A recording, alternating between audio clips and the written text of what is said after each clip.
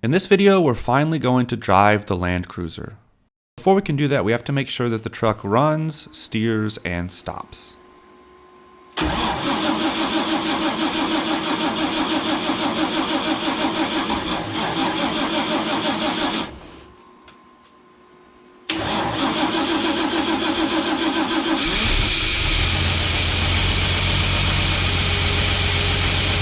Okay, luckily it still runs. That's good. Now we can move on to the brakes. I drilled 4 new holes in the firewall to install the master cylinder from the 72. This master cylinder is dual chamber, which means there's a chamber for the front brakes and one for the rear, which is safer. Then I made new hard lines and ran those, and now everything seems to work fine. I also installed a new master cylinder and slave cylinder for the clutch, and so now the clutch works as it should. Then I moved on to the steering. I cleaned up the steering box, filled it full of oil, reinstalled it without all the levers and mechanisms for the column shift because the new transmission is a floor shift, not a column shift. So I cleaned all that up, painted it, put it back in, hooked up the steering rod and the tie rods, and we had steering. Unfortunately, a few days later when I came back, there was a pretty big oil leak coming out of the steering box. So that means we need to replace the main seal on the steering box.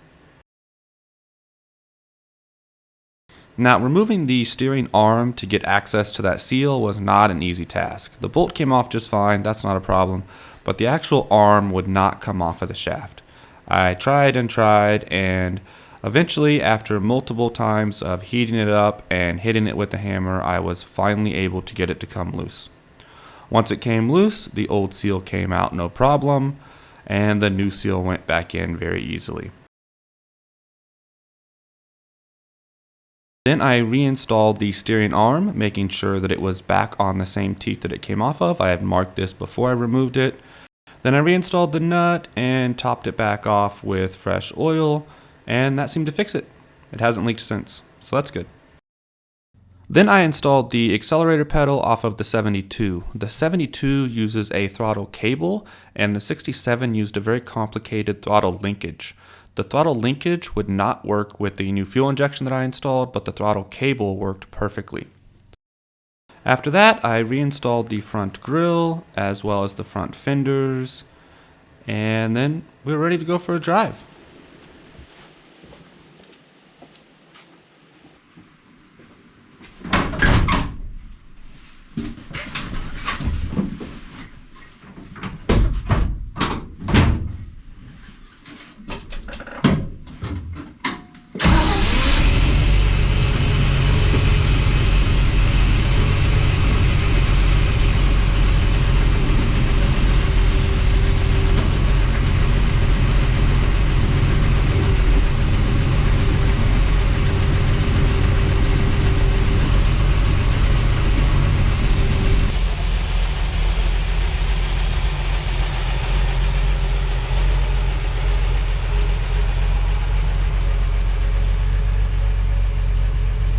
I'm happy to say the truck runs and drives really good. This is my first time ever driving an FJ40, and it was pretty cool.